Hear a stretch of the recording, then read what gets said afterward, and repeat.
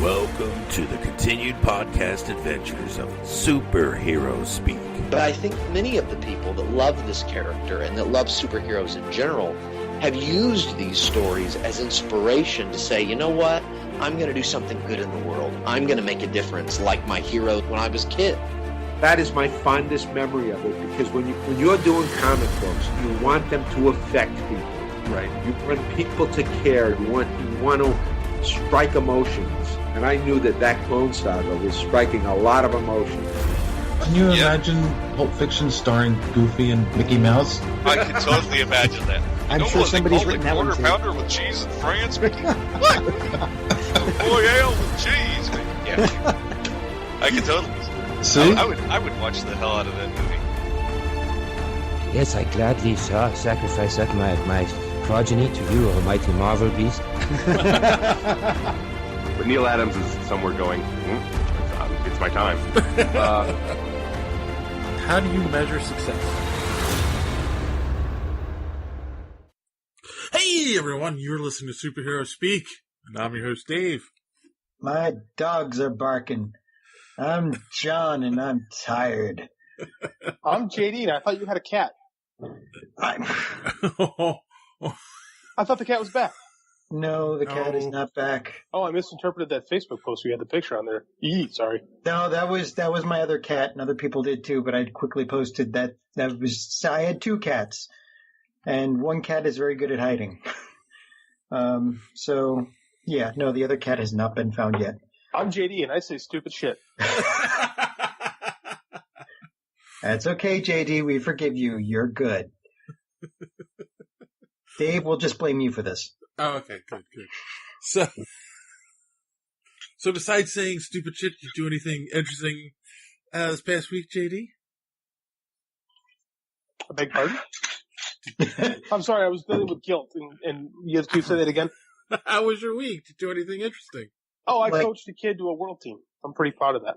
Oh, that's right. I saw a post of that. What, championship? Yeah. He's going to represent the United States in the under 15 World Championships in June in Budapest. I'm pretty excited about that. Congratulations, man! That's awesome. That's one of the coolest things I've ever been a part of. No, that is cool. But it was a lot of downtime. It was a lot of downtime. We were there for 4 days, and we went and saw Pet Sematary. Oh! Why did you do that? He wanted to see Pet Sematary, and now he regrets his life choices. He liked it, but he's 15. What the hell does he know? So I recorded a bonus podcast about my thoughts on Pet Sematary, which will be posted whenever Dave wants to. You have to send it to me, and then I did. I sent it to you on Slack. Oh, that's the problem. Oh, yeah, I haven't looked at that. we are just going to be brimming with content for the next 3 months. Content cool. Kings. So you couldn't convince the kid to go see Shazam? He's 15. He wasn't going to see Shazam. Seriously, Shazam? I would thought Shazam would be a shoo-in. That would be right in his wheelhouse. You think so? But they feel like a lot of the teenagers think it's more for kids. No. Yeah, that's what they think. Well, they're stupid. Oh, sorry. I coach them. You don't gotta tell me. Did you explain to them that you like it and you're not a kid? No, I kind of wanted to see Pet Sematary too, but I was went with the flow. All right. So be it. Believe me, I regret my decision, but and you discussed how badly you regretted it in detail in your review, which shall be going up soon. Yes. Disappointing. And John, did we do anything this past weekend? Well, I don't know. I spent 3 days on the floor. I only saw you there one, dude. So you got some explaining to do. Still haven't beaten my all-time record, which is 17 interviews in one weekend. But we got 7. Yes. So 7. Wait 7. a minute. That means you did more on Sunday. I did one more on Sunday with the Ghostbusters. I was interested to hear about how they organized and how they did their charities. And they do a lot of charity work. Yes. And you don't mean the actual Ghostbusters? No. Just to clarify. No, although they did have one Batman Ghostbuster there, or Bat Ghostbuster, or Ghost Batman, something like, I don't know. Just any one of those is just unfair. It's like a cheat code. So those who are wondering what the hell John and I are talking about, we went to the Great Philly Comic-Con over the weekend. It's a nice little convention. It's been growing ever since I've been going, and Dave, you've been going longer than me, and it's definitely been growing as far as you're concerned, from what I hear. And it's literally the place where we get the best chance of talking to the talent, except for they're now starting to crack down on that, basically. Yeah, well, it was a good show. I thought about this right before we started recording. If I'm thinking correctly, the first year I went, it was me and Ben. Mm-hmm. And then the second year you came with us. So it was all three of us. And then the last 2 years, it's just been you and me, right? Yeah. So, and I believe the first year that Ben and I went, it was the second year of the show. So this would be its fifth year. So yeah. No, but yeah, it's a good show. What I like about it, I've said this every year, they put the artist as soon as you walk in. It's not, you have to walk past all the vendors and celebrities before you get to Artist Alley. Which is, well, and the layout's pretty good. I mean, we've only heard one person complain about it, but that's probably something else. I was going to say, and everyone we talked to seemed to be enjoying the show, had a really good time, except if you used to write G.I. Joe comics. Yeah, so that was a minor kerfluffle this weekend. Yeah, so I wanted to, I included the article. I was on my way home from the show, and I'm on my Facebook page, and I happened to be friends on Facebook with Larry Hama, right? Who was there this weekend.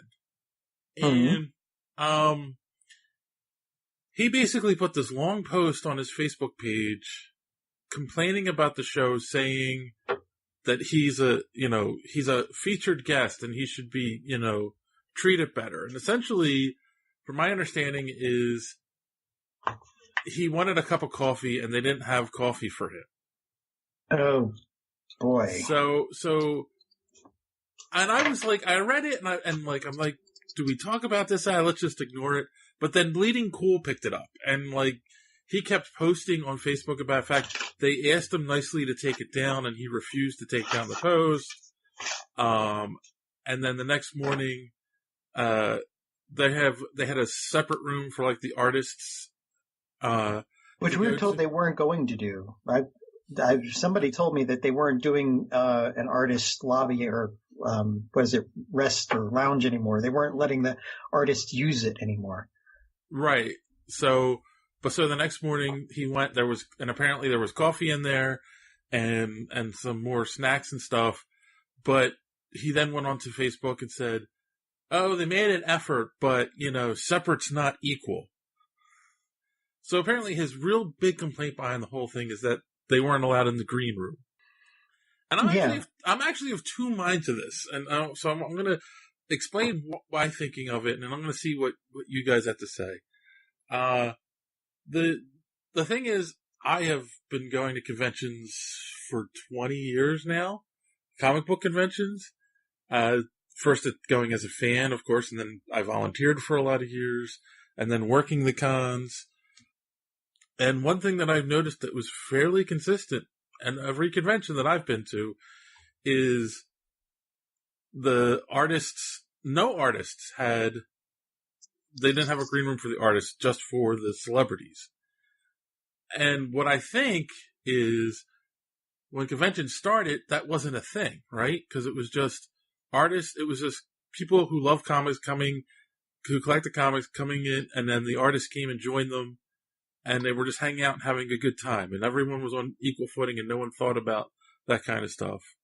But as they grew, and of course we had the X-Men movies and the Spider-Man movies, and it became pop culture and became a big business, and then all of a sudden you start getting these big celebrities who are coming out to shows to meet their fans.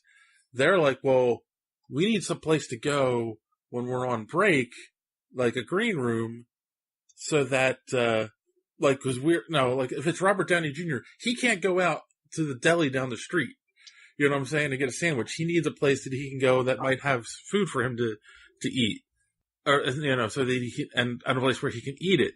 So I think my opinion is that the con started having green rooms for the celebrities and never thought to include the artist. Like, it wasn't something that's been done out of malice. It's just the way things have been. I don't know. I don't know any of the other cons that I've been to that had separate rooms for the artists, because when I talk to the artists, all they're talking about is, they're measuring time in how fast can I run to the bathroom, get through the line, use the bathroom, and get back to my booth. Right. So I don't, I mean, and this is a small con too. Right. I don't know what to say about that. JD, you're being quiet. I know, I wasn't here, so I'm of the mind that if you're a guest of a con, you should be treated like a guest. But again, I don't think it was done in malice. I think it's just something that happened, And I've never seen an artist go online and complain like that before about it. I don't know, he's an older guy. I wasn't just over a cup of coffee, like he wanted a cup of coffee and people were giving him shit. Like, I don't know, man. This whole thing is weird. You guys wrote the show, I wasn't, so I'm not going to weigh in too much on it. Okay. No, I mean, hey, again, I didn't see anything happen. All I know is he posted about it and it became a kerfuffle. True. So, all right. Well, yeah, it's, there's our controversy for the day. Yes. Otherwise, I don't know. It was fun. Got to see a lot of old friends. Although, Bob Camp was only there one day. I think from what I heard, he had fallen and, hurt himself. And so he only managed to get there for Saturday. Right. He didn't show up on Sunday even. Yeah, we both saw him Saturday. So. Kind of sad about that. Yeah. I wanted to talk to him and Missy. I love talking to them. They're awesome people. Unfortunately, he's getting older, A lot of them are. Yes. What else did we see? We talked to a lot of great people. Yeah, we saw a lot of old friends, made some new ones. We got an interview with Ben Goldsmith, which ended up being he said the most straightforward interview he's ever given in his life. Well, that's Ben for you. So yeah, no, we had a good time. Hopefully we'll be invited back next year. And well, wait until I tell you what happens today. Never mind. Keep going. What? No, nothing. What did you do on Sunday? Nothing much. And so anyway, so yeah, that's about it. We did get a lot of interviews. There will be 2 at the end of this episode, and we have plenty more that we released in the upcoming weeks. And yeah, that's it. So let's continue with old business here. And we are down to our final 4 for Nerd Madness. Oh no, this is going to be fun. So we'll start part of the show. We'll start with our recap of the movies. It was Spider-Verse versus Ant-Man and the Wasp, and Spider-Verse won 74 to 26%. That's awesome. And then John, what happened with the anime final? Quickly opening up the page. There it is. Okay, so anime. oh my! Anime. Castlevania won 57% to My Hero Academia's 43%, which is surprising and actually kind of heartening because, I mean, My Hero Academia is like double stuffed Oreos, whereas Castlevania is prime rib. So, I mean, they're both good. In certain situations, one's better than the other, but overall, you gotta go. I mean, Castlevania won, so I'm happy. All right. And it was close, which is okay too. Yeah. Isn't it nice to not prepare beforehand and read the email and you're surprised by the result? Well, that's every day for me, so go ahead. Continue. And JD, I think some shenanigans helped the results for comics. What do you think? Oh. The comics history of pro wrestling defeats Dark Knight's Metal 81% to 19. To be fair, before I tweeted anything out and sick the dogs, it was already up by 85%. Yeah, no. Before I even said a word. So the word is out. People have figured it out. Aubrey and Chris Moore's book is fantastic. We're going to have to get them on the show. I'm going to try. I've been thinking about that. I'm going to send, if Aubrey's thing wins, I'm going to send him a message or comes close. Because he's got a new book coming out, and I think he'd like to promote it anyway. Yep. And then finally, for TV, we had Daredevil versus Punisher, and Daredevil takes it 64 to 36%. So, our final four matchups are Into the Spider-Verse versus Castlevania. Oh, that's actually not bad. And the comic book history of pro wrestling versus Daredevil. Kind of redundant, isn't it? So this will be, these are two interesting showdowns, I think. Wait. This is like professional wrestling versus what is essentially New York's luchador. I like this. Oh, I never looked at it like that. That's pretty cool. So my prediction, guys, I'm just going to say this and then you guys can agree or disagree. I kind of think it's going to come down to Spider-Verse versus the history of wrestling. Yeah. And I think if there's more shenanigans afoot, the history of wrestling will win. I don't know if I can pull that much stuff. I mean, Spider-Verse was pretty awesome. But I'm going to try to be as corrupt as possible. Well, thank you for your honesty. I think. I would never lie to you guys. Not Just unless to the you can audience. get away with it, right? Except when it's convenient. All right. So, how about a little social media madness? Do we have to? Please. I mean, sure, Dave. Whatever you say. So I'm gonna. Okay. So real quick, I thought this was interesting. We had talked about how Rain Johnson had come out and said he doesn't care if J.J. Abrams retcons anything, especially Rey's heritage in the new Star Wars movie. Yes, because we haven't gotten to the article yet. I'm not revealing anything. And we got a lot of interesting responses. So Spencer Stoner said he should be okay with it. Johnson retconned the living SH star out of more than just The Force Awakens.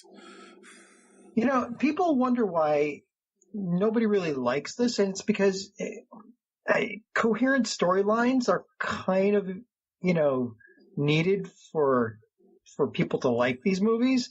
And yeah, you can go in and have lots of big explosions and everything, but we've already got that with Michael Bay and the Transformers.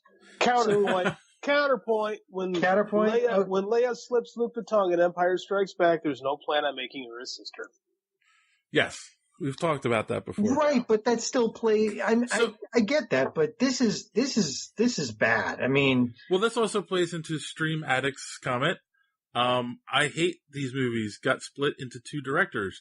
You can feel the first and second movie don't match at all, but there was a different director for each of the original trilogy, correct? Yes.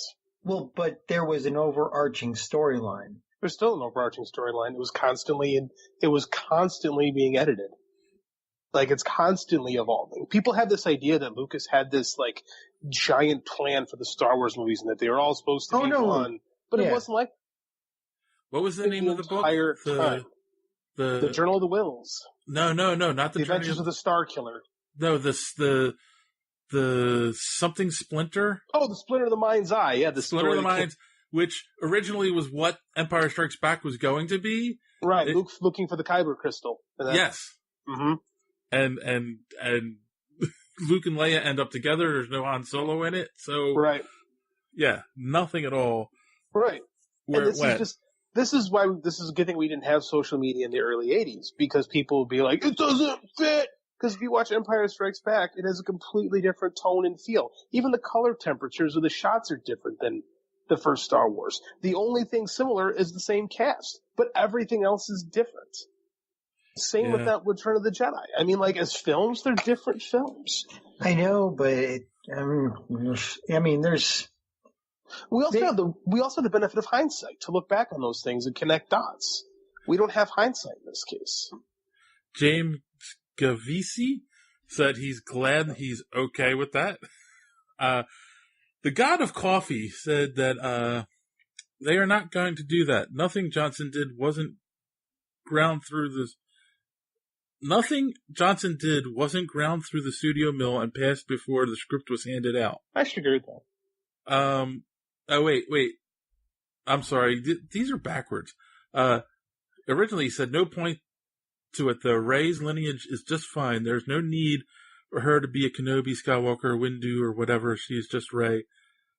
And she's a Jedi. Good enough for me, and I suspect good enough for JJ. I said, not sure. It has been well documented that Johnson ignored things that JJ had set up in The Force Awakens, so he'll probably try to get those things put back in, i.e. Rey's lineage. So, I mean, right, like, he has said that in the past, that JJ said that he was trying to set things up, and Johnson was given notes, and he kind of just ignored them when he did The Force Awakens, which part of you's like, of course, he wanted to do his own thing and take it his own direction. If Abrams wanted to go his direction, he should have stuck around, right? Yeah, I legitimately feel that way. Like, if it was that important, like if he set up all this stuff and wanted to see it through, he should have signed a 3-picture deal. So he wasn't even supposed to make the third. No, he wasn't. And I didn't include it. There was an article that just came out. He said that he almost turned down doing the third because he felt that it was too much. He felt there was a lot of pressure to do the third one. AJ said, now this is interesting, and we'll get to this in a minute too. Her being a Palpatine, though, ... Now that would be interesting. I'm just saying this was posted before the trailer came out. Well, Brad Meltzer's been saying that since 2015. Like, the writer Brad Meltzer, one of my favorite authors, he put it on his Twitter page years ago that her being a Palpatine would make the most interesting story.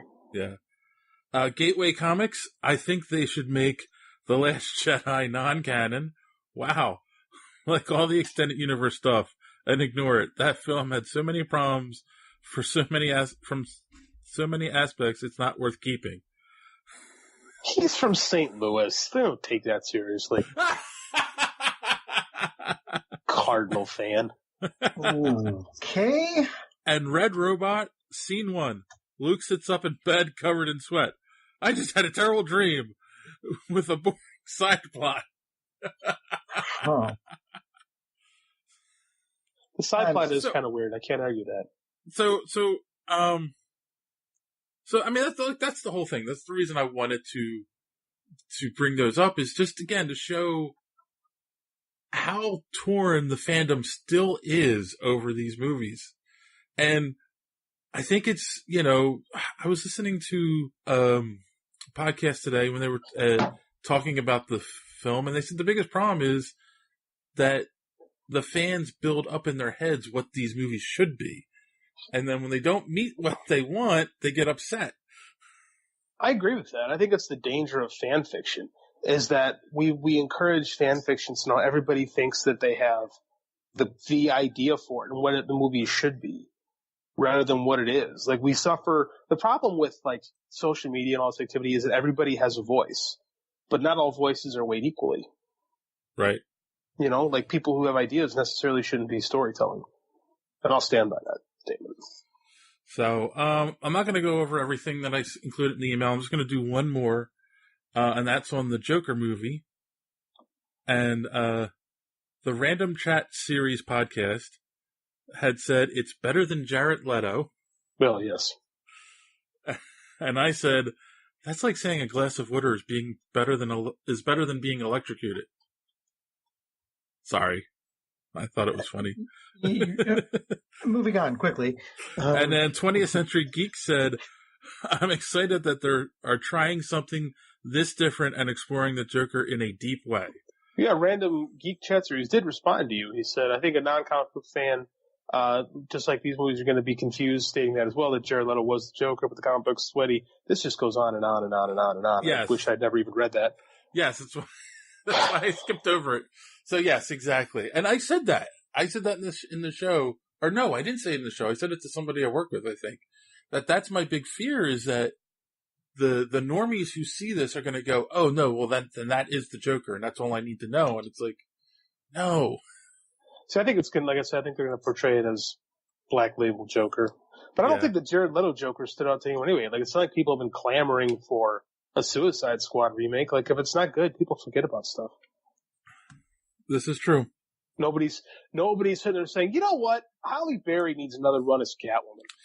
No. No one is saying that. No, nobody ever said that. All right, let's move on to the news then, guys. First up, Marvel. It has been officially announced. Endgame will officially mark the last Stan Lee cameo. He didn't film any which is funny because there were rumors that he had filmed a bunch back to back, but yeah, nothing for any other movies that are coming out this year or obviously next year. So that's kind of sad. There were rumors at one point that they had made 3D images of him and had them on store, and we're planning to possibly just digitally insert him in scenes going forward. What do you guys think of that idea? That's a horrible idea. Yeah. Yeah. It feels exploitative. And they wouldn't. They've got a lot of people there that'll keep it classy. They wouldn't let that happen. Okay. I agree with you. I don't remember where I saw that rumor. It was online somewhere, and it's just like, yeah, I don't know if they would really do that.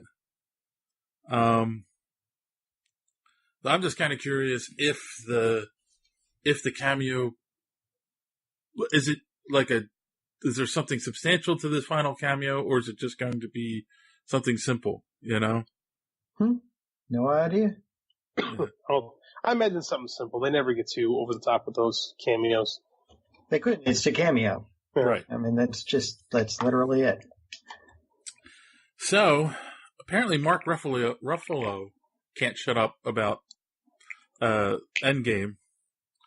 And in an interview with E, he had said they filmed several endings to Endgame. And while they were filming, they were all given, they're only given, like, because I had heard they only did this to Tom Holland, but apparently they did it to everyone, where they only had their lines. They weren't sure what was going on in the scene sometimes. And, it was like the most top secret thing ever. In fact, well, that makes sense though. He said even while he was talking to E, at one point he said, like, the film we just seen, that guy, and he points over to Chris Evans, got married. And they don't know if he was joking or not.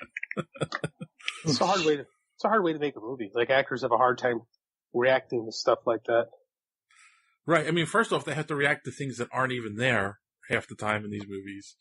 And now they have to create reactions when they don't know what's going on. So, yeah. This is the biggest kept secret. So, and it brings to mind all of the online theories about this movie at this point, right? And it kind of makes me wonder, could some of these theories be true, but are for endings that won't ever see the light of day? Here's what I want. I want Tim Curry to show up in a butler's uniform and give us each and every ending. I get the reference. Nice. That would work. That would totally work. I'm in on that. I would hope, now that information is out there, that they're going to at least, include them on the DVD. I'm sorry, I'm showing my age. On the Blu-ray when it comes out. Showing your age there, too. Yeah, really. Oh, I know. Everything's digital now. Yeah, because it'd be cool to see, because it kind of makes you wonder, were any of them possibilities? You know what I'm saying? Though, I'm sorry. In the same article, I forgot to say this. The directors did say at another point in time that they wrote the ending before. Oh, sorry. There was a bang. It's the wind outside. They wrote the ending before they finalized the script. So they knew what they needed to get to. That's interesting. Yeah. That's how usually you work. You usually have an idea of where something's going and work backward. Well, you want to know where you want to know it's going to go somewhere. So. Right. Sometimes that can work against you. I give you the How I Met Your Mother finale. Oh. The last scene was filmed like 8 years ago. Then they had to throw everything away to make it work. Yeah. Is that what happened to that? Jeez. Yeah. You didn't know that? I stopped watching that after like season 3. Oh, it got good after that.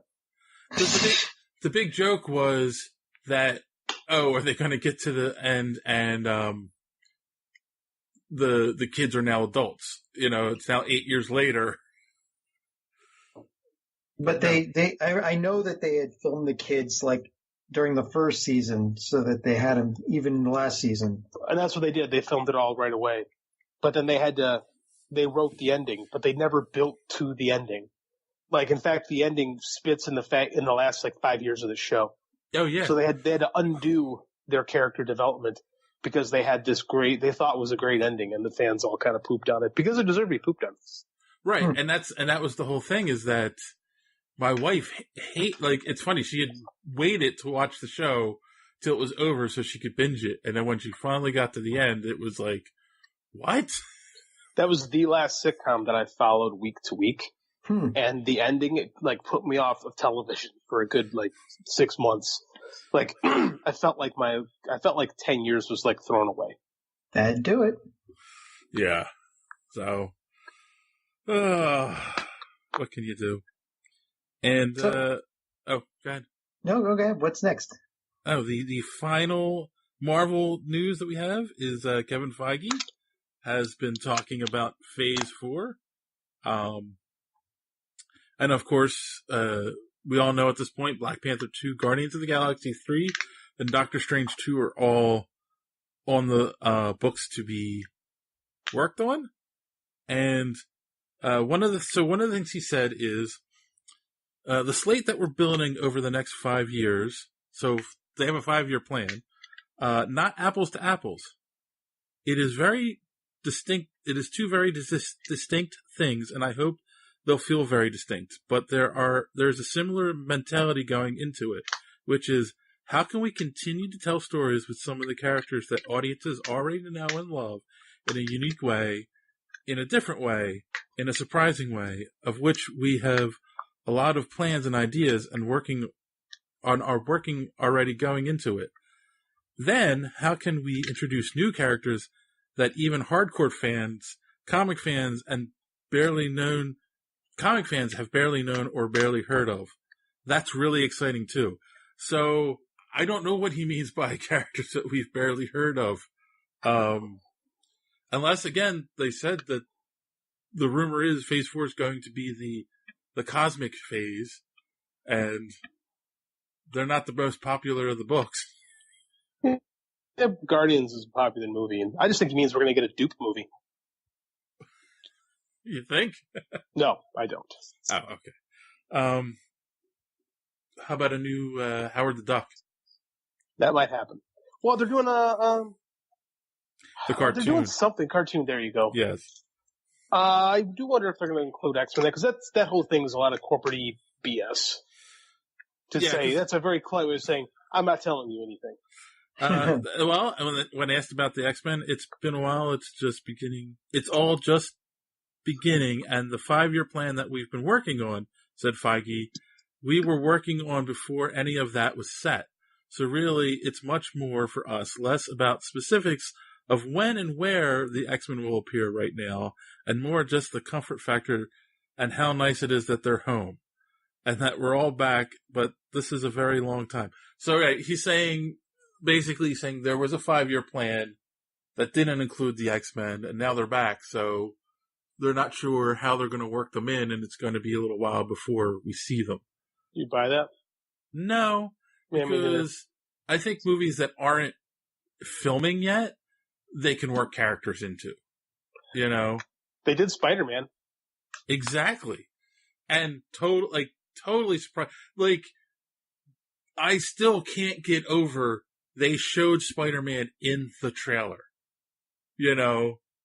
Like, that was, to me, the big reveal. No one knew that it was a definite thing, and then boom, hey, guess what? Not only do we have Spider-Man back, but here, we're going to show you in the trailer. Yeah, that was, I still didn't like that. They still ruin movies with trailers these days, and they gotta get over that. Yeah.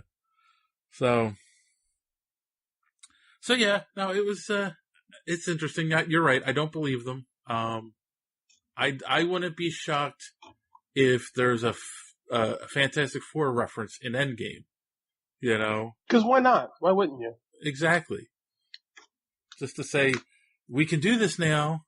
And because other people were saying, oh, well, it wasn't finalized. And I'm like, yeah, but when you hear stories about like the shawarma scene, or even the Nick Fury Iron Man scene, they were filmed like a couple days before the movies were released.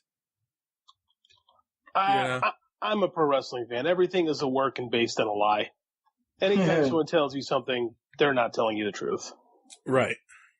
So, yeah, that's true.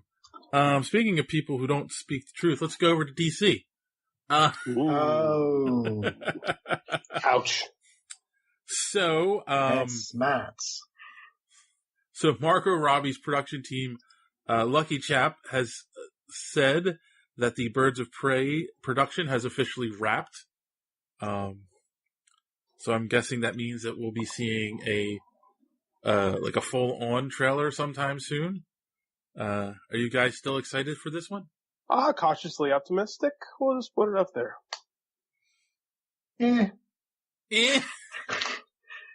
Sure. Don't you want to see Ewan McGregor's Black Mask could be a lot of fun. Yeah. Don't you want to see Margot Robbie running around again in the makeup? I don't even think Margot Robbie wants to see Margot Robbie running around in the makeup anymore. I disagree with you on that. I think she's taken some personal ownership of that Harley Quinn property.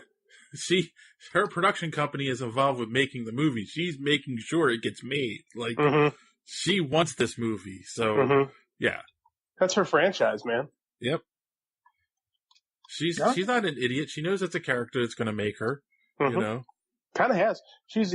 They've thrown away everything on Suicide Squad but her. It's like that last episode of Saturday Night Live that year that they burned everybody but John Lovitz. Oh, God, that's right. Yep. I'm busting out some old-ass jokes tonight, man. Yes. I talked about showing my age earlier, but woo. This stuff's before my time, but still. Yeah, no. It's relevant in a non-relevant kind of way. All right, and then, so this other article I included before I knew you were going to be here tonight, JD. That's fine. Okay, so the Shazam executive producer, shoot, I lost it. Peter Safran talked about that cameo that was in the movie. John, you know what I'm talking about, right? No. The Superman cameo. Oh. There's a Superman. Yeah, at the end, right? Yes. Oh my God. Sorry. That's fine. At this point, it's on me for having not seen it, so. Yeah, so real quick, I mean, we talked about this before, right? Where, with the whole craziness around, what's his name? The guy who plays Superman. Kevin Cavill. What? Henry Cavill. Henry Cavill. Yes. Woo. Oh boy. Yeah. Henry Time Cavill. credit is a thing. Henry Cavill, they wanted him to do it, and he ended up not doing the cameo. And well, his mustache had problems with the contract, so they were saying there was conflicting, there was scheduling conflicts and whatnot, so he was never able to do it, right? So I just assumed they scrapped it all together, right? Yeah. So at the end of the movie, they're at school and they're at the lunch table, and I'm looking at it right now. A crappy YouTube version of it. Okay, yeah. So of course it got out. Shows up, and his best friend in the movie, he's like, "Oh yeah, of course he knows me," you know. And then he goes, "Oh, and I brought a friend too." And Superman shows up, but it's only from the neck down. Yeah. So what he said, though, this is interesting. At one point, we'd hoped it was going to be Cavill doing it, but unfortunately his schedule didn't allow him to do it. We still wanted to do it anyways, and it turned out to be better because let's do a hard cut of Freddy's reaction. Freddy's the friend, yes.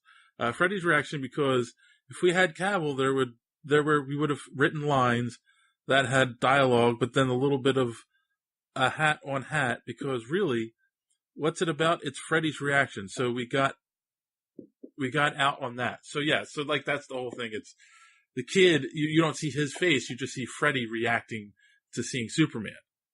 Which was fun. Yes. It's a very fun scene. But I kind of felt like that's a, as you were just saying, right? Don't trust corporate speak or don't trust them. Like, yeah, we're not going to say, oh, what an a-hole for not doing it. We're just going to say, hey, we think this was better. Well, they have to. Spin, spin, spin. Yes, spin. No, it would have been way better with Henry Cavill, but it's still cute as is. Right. Because you could have still kept a wide shot and had the kid's reaction the whole time, even with if it was actually Cavill or not. Yeah, it's just, I will say this too, it's shocking because it's definitely the costume. You know, I don't know if it was his stuntman or whatever they got, to do it. Because I can't imagine those suits fit many different people, because I'm sure they're molded exactly to the actors. Was it Henry Cavill? Let me look back at it. Was it Henry Cavill's suit, or was it? It almost looked like Brandon Routh's suit, to be honest with you. No. It's definitely, it doesn't have the underwear.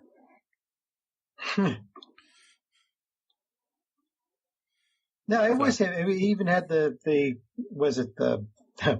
I'm thinking in terms of graphics for some reason, bump mapping, the texture of every, you know. Yes, so, yeah, it had the texture and all that. And it was dark. It was dark. So. Oh yeah, you're right. Yeah. So I thought that was a fun little story. That's why I included it. But yeah, I think it probably would have been better if Cavill was in the movie. And again, it's weird because DC and Warner Brothers have said, like, the DCEU is dead. We want to create great standalone movies, and yet this was still created. This was put in there to have a hook into the DCEU, you know. So it's like, I'm kind of confused. Where are they going with this? You know, they don't even know. Yeah. All right. Let's move on to the big news. The big, and the stuff that everyone's talking about from this weekend. And that, of course, was John and I at the, oh, no. Well, that was big news. No, this weekend, was, what do they call that? The Star Wars celebration? Out your way, JD. Why didn't you go? It's not up my way. It wasn't up by me. I thought it was in Chicago. It was not in Chicago. Was it? I'm pretty sure. I don't think it was. I didn't hear about that if it was.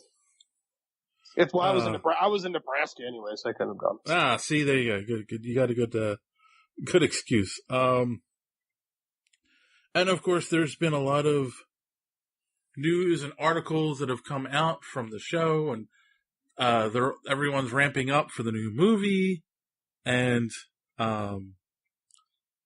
lots of different interviews. I included the first one before we get to the main one because I thought it was cute.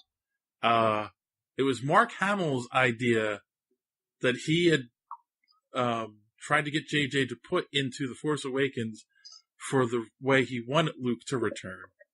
And, of course, JJ didn't listen to him.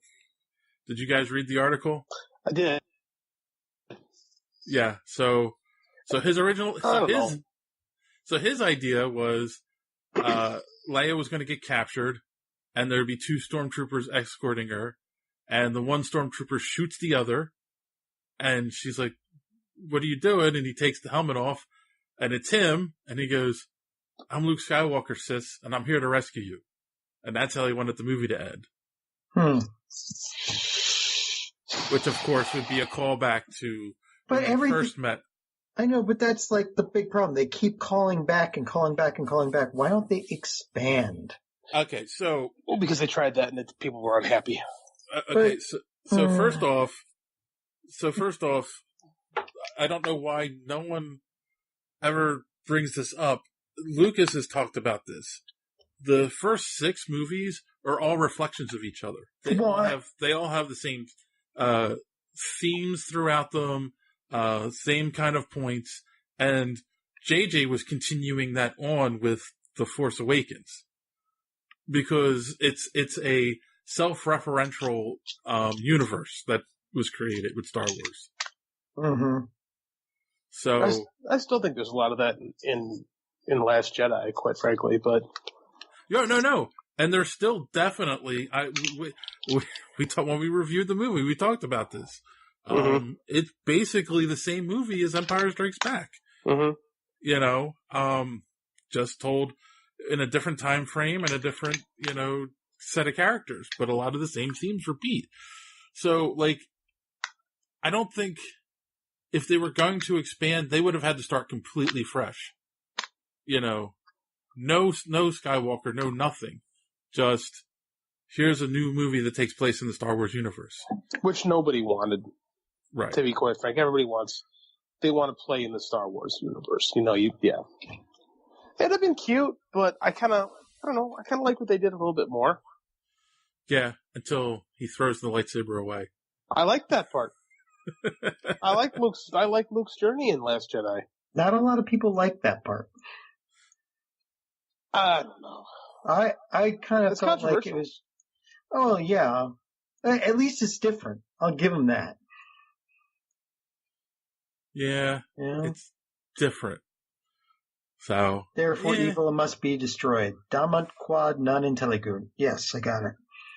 Again, this goes back to Hamill's criticism altogether of the character's return was that Luke was always the lighthearted farm boy who believed in a better future, and it was just kind of like, he wasn't happy that he got so beat down by everything that he turned into the character that we got, which. Yeah, I get where he's coming from, but I mean, it's understandable, and it sets like if he's still the lighthearted guy who's willing to fly into action at 60. It's not anyone. It's his movie again, and it couldn't be his movie. He had to be the Obi-Wan Kenobi of this movie, right? He had to have that regret. He had to have that to move the story forward, right? But Obi-Wan Kenobi wasn't as cynical as Luke was. Yeah, but he also didn't turn to the dark side of the Force like he did in the extended universe that everybody has anointed as like the Dead Sea Scrolls. Like he just kind of went away. In that one, he's actually a Sith, and everyone holds those up like, oh, that's the paragon of Star Wars storytelling, where Luke actually turns heel. Like I just don't. I don't know, man. Star Wars fans frustrate me sometimes. Me too, JD. Me too. So, all right, now let's move on to the big news. We got our first look and our title reveal of Star Wars Episode 9, Rise of Skywalker. Still not sure how I feel about that title. Yay. I'm excited. Me too. I was sarcastic. Not me. I was real excited. So before we talk about the trailer itself, what did you guys think of the title? They keep saying this is the end of the Skywalker saga. So if it's the end of the Skywalker saga, why would you call it The Rise of Skywalker? I had a theory, or I read a theory. Can't take credit for this one. I have a theory. I kind of had the same theory too, and then, or I don't know, maybe yours is different. But I had a theory, and then I heard it reflected on Hollywood Babylon by Kevin Smith. Is that maybe there are no more Jedis, and now they're going to be called Skywalkers? Yeah, I heard that one too. Same one. That was the same one. Same idea. Okay, and that just sounds silly to me. I agree, but they could make it work. Like, again, we're all speculating. It's like I think we have to keep in mind we can't get mad at movies until we actually know what it means. Yes, but I don't know. It could mean a lot. I mean, if that's what they do, if they do call them Skywalkers, they have to make it. They have to stick that landing because that's a hard. At first I thought that was really stupid. I've warmed up to it, but they're going to have to sell it. Yes, they really are. And that I think is going to be a hard sell. Like, I don't know. I mean, because in some ways it's like, oh, it's touching, and in other ways it kind of leaves a bad taste in your mouth. In other ways, it's almost too schmaltzy. Yes. Yeah, I'm of two minds of it. Like, I think it could work. Up until now, they have not had the level of storytelling needed in order to be able to work that in properly and make it and give it enough weight to make it feel right. Until or unless they're able to rise up to a point where they can make this as epic as is needed to allow you to sit there and say, yeah, I'm behind this. It's going to be schmaltzy, like you said. Okay. I don't know how I feel about that. I mean, they did, up until now, their level of storytelling has been throw spaghetti at the wall and see what sticks. So. I don't know. I don't think I agree with that. Not even, John, you and I usually agree with these things. Like, we're so on, like, different planes tonight. It's not funny. Like, no way, man. There's been differences, but there's clearly a plan here. Suddenly fuel is a problem with their ships, and then even though fuel is a problem with the ships, one of the other little escape pods can go off on a jaunt to another planet to go find a code cracker, and you're talking about. You're talking about the physics of a fictional universe, right? Well, right. You're talking about a stupid physics plot hole in the movie, but it's not in a movie about space wizards, right? Like, that's not to me. That's not an important detail. Well, see, now, even in fictional worlds, you have to have rules, and if you keep bending the rules, you lose the investment of the people, of the fans. You lose any gravitas that you can build up, because if anything goes, then nothing matters. But we never heard the rules for space travel in these movies. Like, but we know they can go at the speed of light. That is literally all they've ever told us about how those spaceships move. And I agree, fuel has never been a real topic of conversation in those movies, but it was in this one, and I don't know. It worked for me. But then you have that whole thing of not telling what's his face the plan until after he's like, pull the. Yeah, and why would try to take control? But why would you? He was demoted. 2, he's not in charge. When you're in a military position, you don't have to explain your plans just because a guy has a higher billing on you in the cast. Even though everybody knows that he's probably going to pull something like that because that's his entire history. All the more reason not to tell. Isn't that all the more reason not to tell him anything? Well, no, it would be a reason to throw him into the brig until you're finished, but they didn't. They just let him hang. It's like, if you can see a train coming, you step out of the way. You don't sit there and go, well, I told you not to come. But that's the same thing of most fiction. The characters in fiction aren't defined by what they do right. It's the mistakes. Mistakes cause drama. Right. Like, we overreact to something. That's the basis of drama in storytelling. But there are mistakes based on the character's characterization, and then there are mistakes that they force on the character just to make a plot move. And I disagree that this is that. Like, General Hodo is the general. She doesn't have to. Like, when you're in a military thing, you don't tell your underlings what the plan is. And if you're to assume that someone is going to commit mutiny, you kill them immediately. And they knew he wasn't worth killing. No, if there's a flaw, it's just going, oh, shucks, boys will be boys. And kind of letting it slide. Well, at the end, they did. At the end, they basically did. They just went, "Oh, I like it." Yes, I agree with that. That is a weird little moment in the script that doesn't quite ring true for me. But at the same time, like, at no point would, if we're gonna, like, he's talking about the rules, at no point would a general lay out his entire plan for everybody, because you don't know if you got spies in there.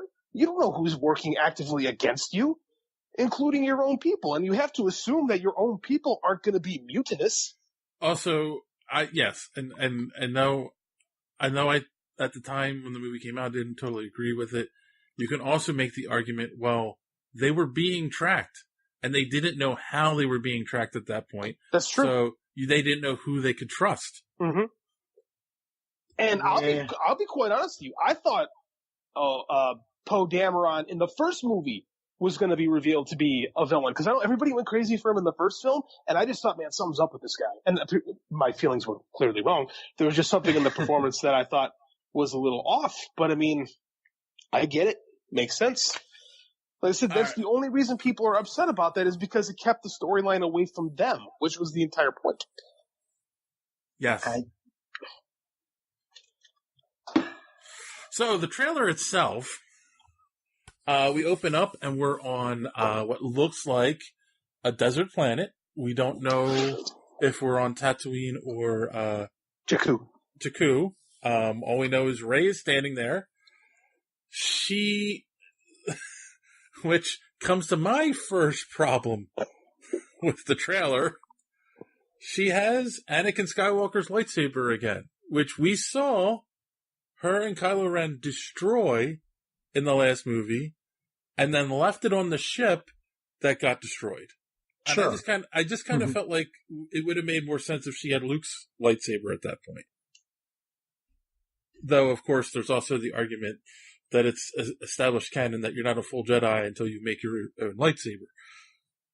Well, lightsaber color is different, too, than Anakin's was. Was it different? Anakin's is blue. This is white. What? I thought it was blue. I think it looks white. Looking at this teaser right now, like, maybe I'm being picky, but it looks. I mean, it's definitely Anakin's hilt. Like, no argument. Yeah. So I just like. I mean, and I know it's not that it's not gonna. It's gonna end up being a non issue in the movie. They're never gonna truly explain it, but I kind of feel like they should. They might. Because canon-wise, the lightsabers kind of have a mysticism around them. Sort of, yeah. So to kind of just ignore that all of a sudden she's got the lightsaber back. So she has the lightsaber. She ignites it, and then you realize there's a ship coming at her. It's a TIE, looks like a TIE interceptor, flying right at her.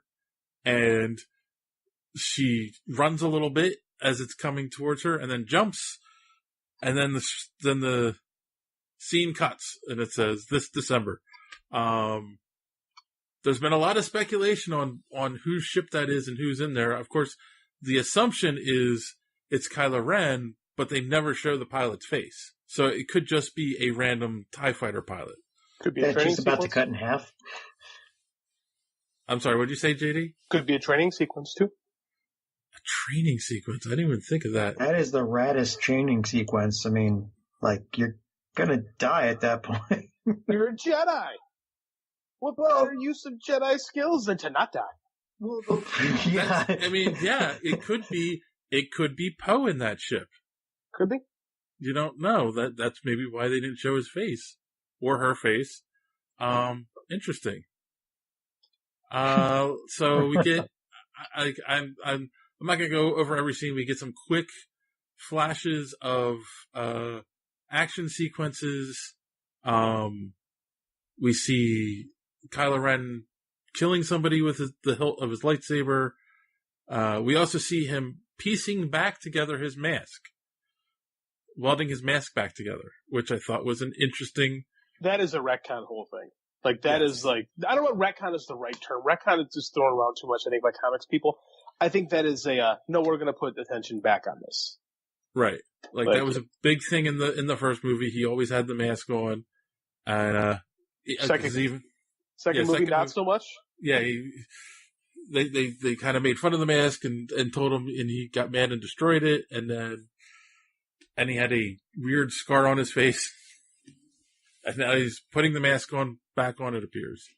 We also get a quick shot of course, Billy D. Williams back in the Falcon with Chewbacca. That's cool. That's pretty cool. Though somebody pointed this out, and I said the same thing after I realized he's wearing the same outfit that not that he wore in Empire Strikes Back or Return of the Jedi. He's wearing the same outfit he wore in that Lando wore in the Han Solo movie. So the Donald Glover, the yellow shirt. Which seems like a weird way to tie that movie in. Damn corporate synergy. You know what I'm saying? Like, I don't know. It's weird. And the whole thing is with costume design. I'm sure when they design these costumes, not only do they have an overall look they want, they probably also try to pick outfits that complement the actor, right? For sure. And so to like just make a bigger version of the outfit that Donald Glover wore doesn't seem flattering at that point.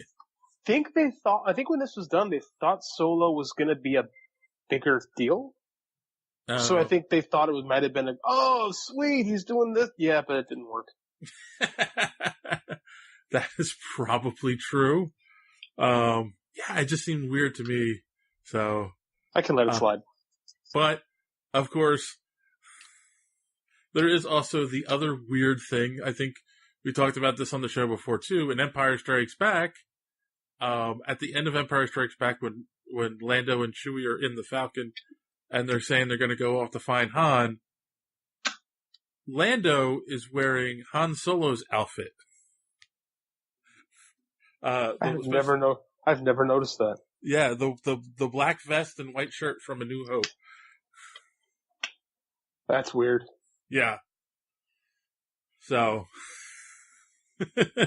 what are you gonna do? So then we get those quick shots.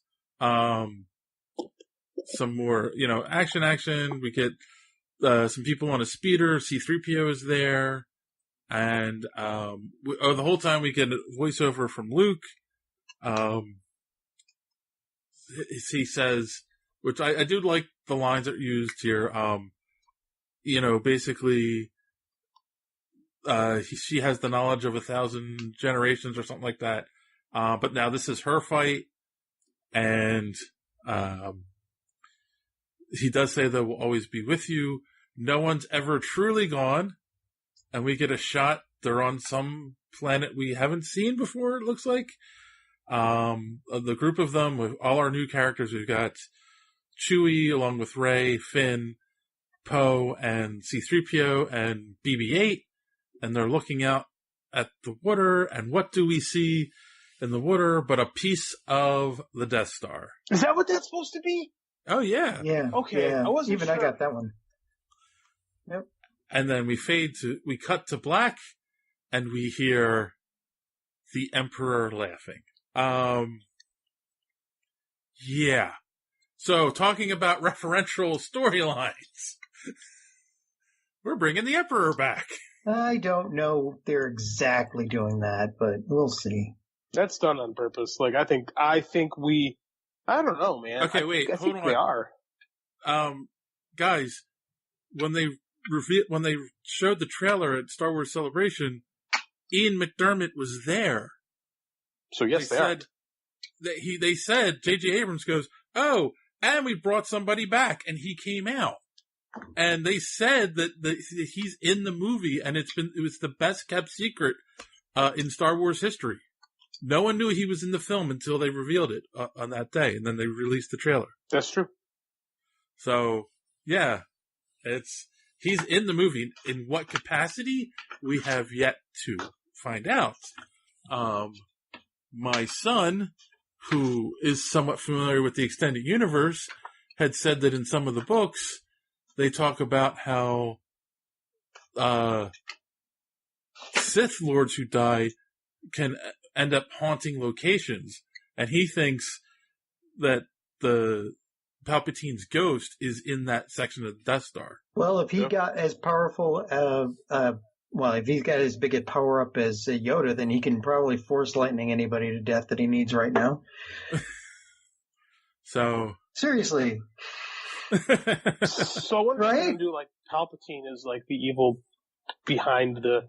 When I say the evil behind the Order, like more than just like the guy behind it, but like the literally like pulling the strings. Like, is he literally become the dark side?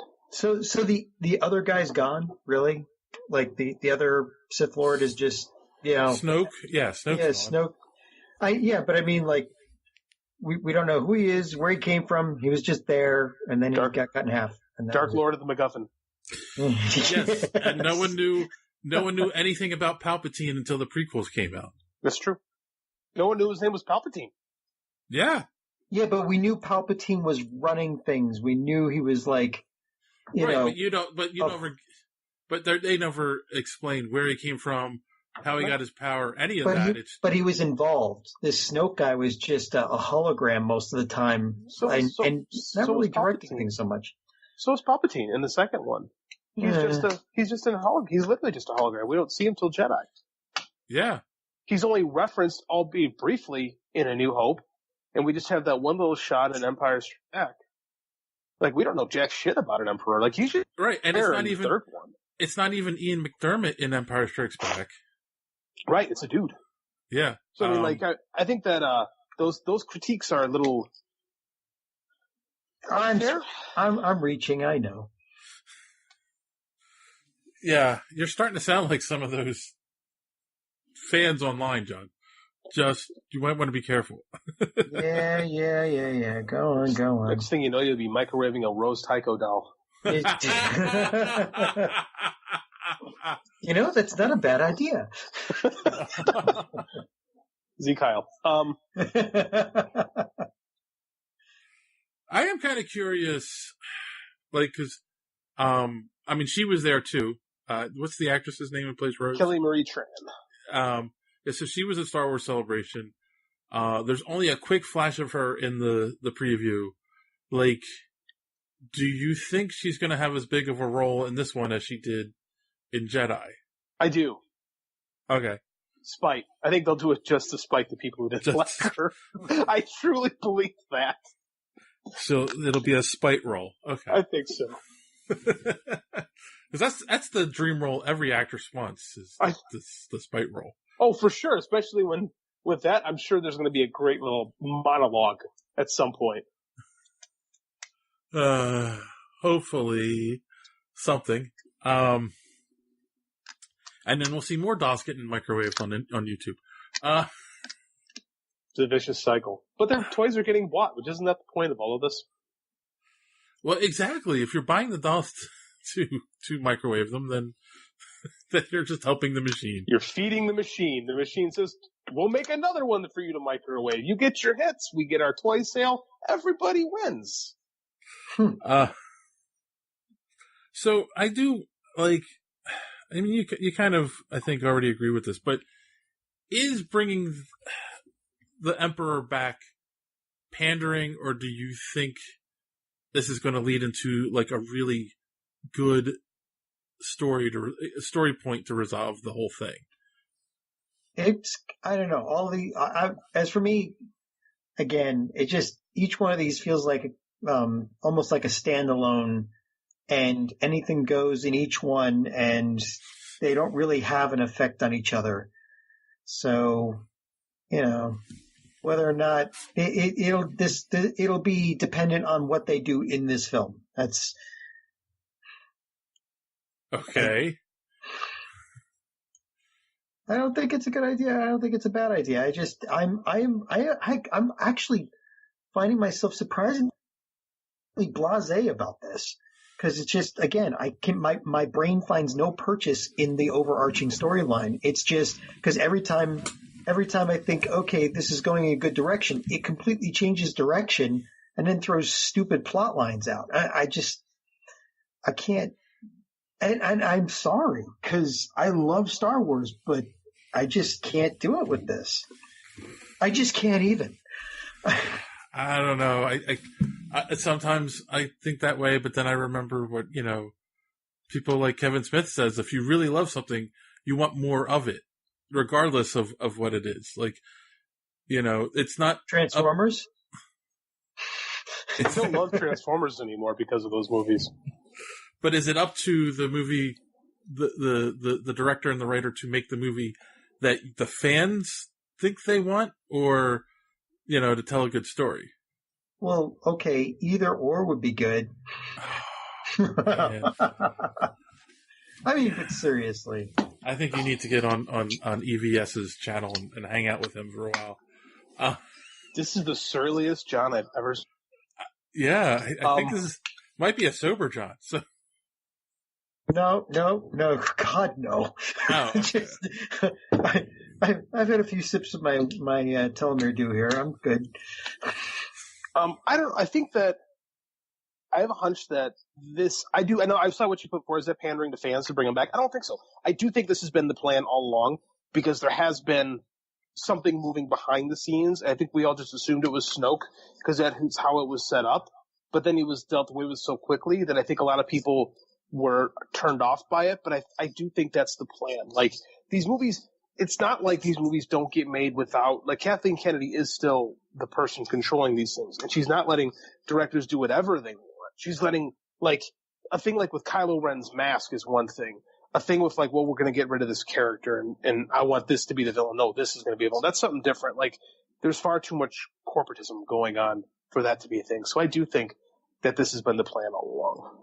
Well, yes, I kind of think too, because it's funny how my 16-year-old son can say things and point things out that make me go, oh crap, you're right. Where did Anakin Skywalker come from? He was willed into existence by, microscopic midichlorians. The midichlorians. Yeah. Right. But who did it? Palpatine. Exactly. Palpatine created the Skywalker line through the use of the Force, and that's true. So essentially, Palpatine is the great granddaddy of the Skywalkers. That's true. How do we know Palpatine did that? He told them. He told them. The other thing that Palpatine told everyone is that he learned how to control the forces of life and death. That's how he gets around to telling them, saying that's how he was created. Darth Aegis the Wise, yes. Yes, so that whole history. So, and then of course we also know Palpatine liked clones, right? He did like himself some. Oh man, I forgot about that. Holy, that makes perfect sense. Was Snoke actually a failed clone of Palpatine? Would make sense. He was hideously ugly. Yes. And is Rey possibly a clone? That I'm not sure of. Who would you be a clone of? That would be stretching it. It could be Palpatine. It could be a clone of Vader. I don't know. I mean, her lineage is so questionable that maybe you've got something there. But can a clone be a Jedi? I guess we'll know. I guess we'll know in a few months. Or did Palpatine create Rey like he created Anakin?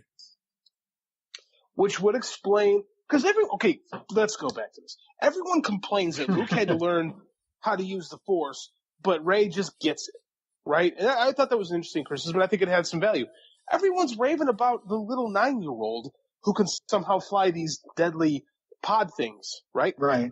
Mm-hmm. And they're saying has like insane connection with the Force. We've never seen anything like this. Dave, I think you might be onto something, my friend. Right. So was this the plan all along? Well, obviously not, because you just got through telling me that all of the first movies. No, there were no. but then JD made an interesting point of, did they bring Palpatine? They didn't bring Palpatine as in a stunt. That maybe it was a plan to bring him in all along, and if even if it was the plan all along, it seems like a good way to wrap the whole thing up. Which also would keep Rey and Kylo from getting together, because then in a strange way they're related. Which also leads back into a theme of having the hots for your relatives. Exactly. So, the Phantom Menace is Palpatine, right? We're all in agreement on that. That's kind of pretty much what that title means. Well, goddamn, that makes sense. Like, if it's been the Phantom Menace through the entire series. And if we're looking at this as, if we're to assume this is all one big story, right? There's episode 9 for a reason. Mm-hmm. I think you're onto something here. Because one thing that's bugged me a little bit about these movies is how they've done nothing to tie into the original trilogies. I just assume it was because those movies are best left forgotten. But perhaps not. Perhaps it's been there the whole time. Yes. See, and I think it took my son pointing it out, because we've talked about this before too, where, like, I wasn't a huge fan of those movies, but my son discovered them when he was like 6, and he's a huge fan of the Clone Wars cartoon show. So that's his mythology for Star Wars. So when he looks at this, he's like, well, yeah, it makes sense, because Palpatine can, create life from nothing. And it's like, oh, wow, wait, you're right. Like you said, most fans ignore those movies, but were those movies telling us something all along that we've been ignoring? I've seen Darth Vader in my toast, too. Wow, you are just... You can make up anything you want. And that is exactly my point. These movies are just making up anything they want. And that's called fiction, and that's what these movies are. Right? No, because even in your fictional universe, you have to... he does. Dave just did a great job laying out the seeds that are already there. Like, it's all there. But even if that were the case, it would be one big huge retcon, because it wouldn't be. No, it's not a retcon. It's all in front of you. You're just people are refusing to see it because A, the older fans always ignore those movies and the details in those movies. And B, people are so pissed off about the stuff that happened in Jedi, they're just mad at the new movies. But it's like, no, like they're telling a story that's been laid out over 40 years now, right? That you're just not seeing. But we know for a fact that they haven't been planning this over 40 years. But they didn't. But that's the whole thing, is they weren't planning on the 1 through 3 for over 40 years either. 1 through 3 came, like, George Lucas didn't have the ideas for those until the mid 90s. So that stuff was added afterwards. Like, why couldn't, like, it makes total sense to tie this whole thing back. Because why else not? Why not just start fresh with a new Star Wars series with brand new characters without tying back into the original universe if you're not gonna use it? And, like, they have used the 70s, 80s trilogy. They haven't referenced the stuff from the aughts, which is I can't think who's the Scottish writer who's bald? Grant Morrison. Grant Morrison, right? Like, think of it through Grant Morrison's eyes. He went to write Batman, and he said he looked at Batman from the 40s all the way up through right before he started writing, and he looked at every major event in Batman's history as canon and used that for his writing when he went to Batman. He tried to piece it all together. These are all writers over 60 odd years who didn't, plan on working together, didn't plan to put it together, but a creative person went, well, no, all these pieces can fit together if we do it this way. And I, for one, think that's where they're going with this. It was like, all the pieces are there, we just got to put them together. That's why it makes sense to bring Palpatine back at this point. Yeah, I agree. And I think that it ties back only to the original series, but the original maybe seems because they're so out of time, like on a loop, like the Phantom Menace. Palpatine was the Phantom Menace, and he's still the Phantom Menace. This makes me even more excited because it makes sense. I mean, if they do go deep and dig into the clones and make that a whole thing, man, I'm on board. If you can somehow work in trade disputes, then I'm even more excited. And there we go. That's now that we're off the rails. Okay. All right. No trail disputes. Let's. Can we leave that on the cutting room floor? Yeah, I was kidding. I was kidding about that. Sometimes sometimes hippie Lucas comes through. Like a lot of times you'll see some of his hippie thoughts. I mean, that's my theory. Love it or leave it. Again, it took my son to pointing out things that made me go, "Oh, yeah, I didn't even think of the original trilogy." Well, I think that's a good point too, because like guys your son's age do love those movies. Like they do like the Clone Wars and Rebels, and that's all part of the canon. That wasn't thrown out. Right. So again, we're not going to know until the movie comes out either. So we'll see. All right. So now we're going to end with 2 interviews that we got over the weekend at the Great Philly Comic Con. The first one, John, you did. You have any quick setup for this? Which one was this? Guardian Watch. I don't know who the... Oh, yeah, Guardian Watch. So Susan Niebauer and Joy Gamet. And the reason why we noticed them was, it was the first place that Philly 17, the channel, actually interviewed. They went straight for that booth, and apparently someone is related to someone in 17 there. So that's how that happened. But otherwise, it's a pair of authors, and they're first-time authors and best friends, and just decided one day, looked at each other and said, "Hey, want to write a book?" And they did.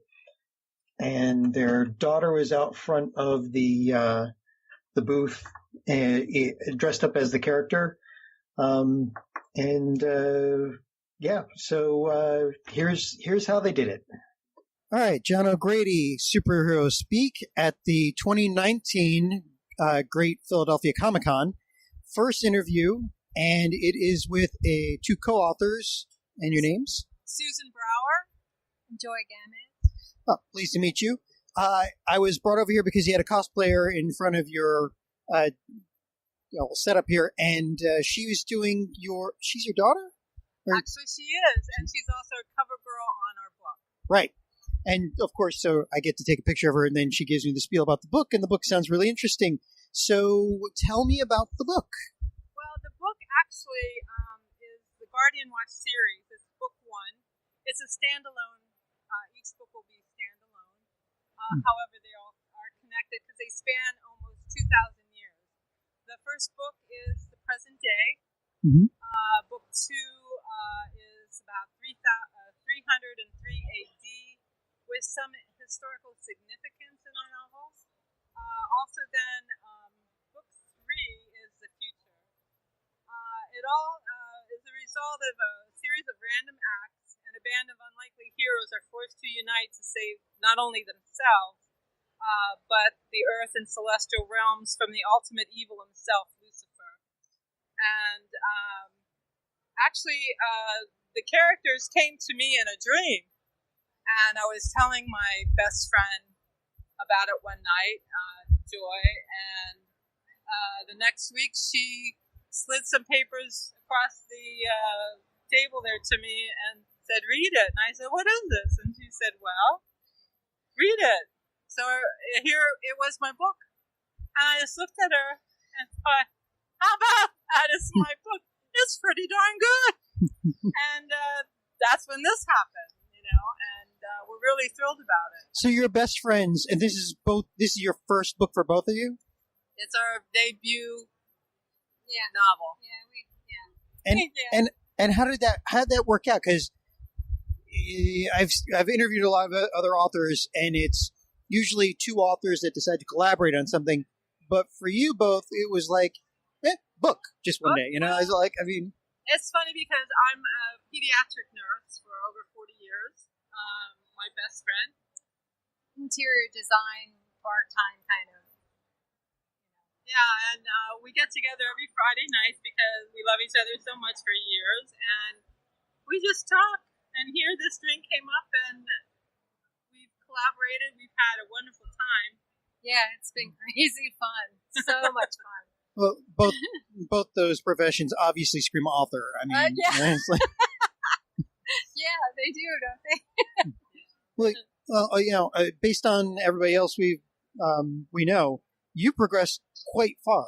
You've got not only the book here, but you've got wands you're selling. You've got your daughter dressing up as cosplay, which is kind of cheating, actually. How'd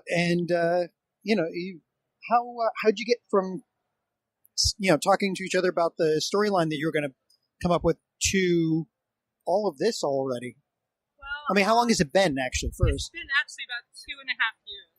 Yeah, and it actually the book came from an idea from a childhood trauma, and the book actually came from a childhood trauma, and it just progressed into this wonderful novel about the ultimate evil against good. She was working through some things, and she wasn't doing real well for a while, and I felt like the first time I had seen her really sparkle for a while was talking about the book, and I just didn't want the book to just die. I wanted her to keep going, and this happened. And this happened.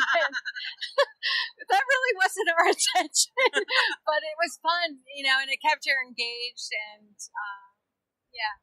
that's what happened. So. Yeah. I'm sorry to hear about your trauma, and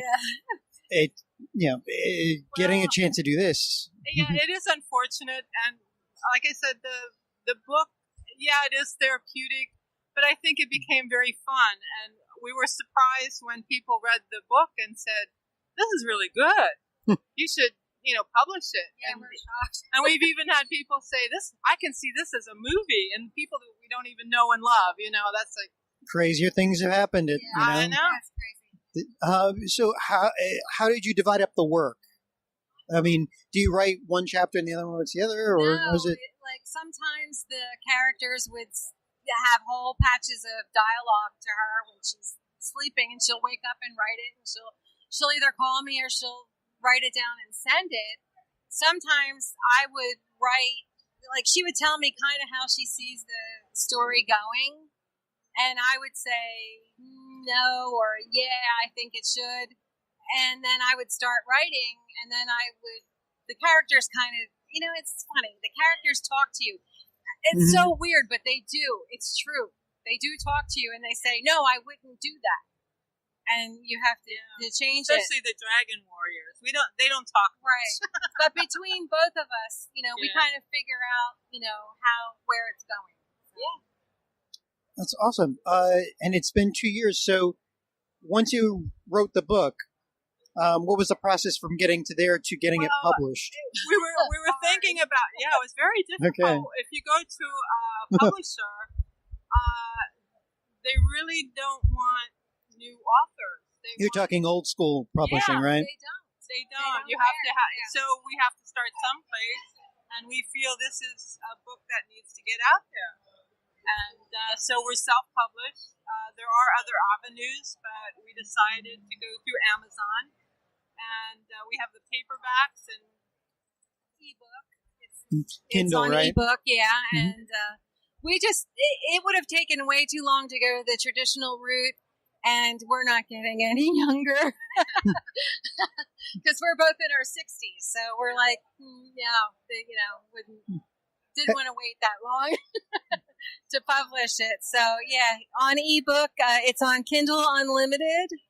And we're published in Japan and in France. Yeah.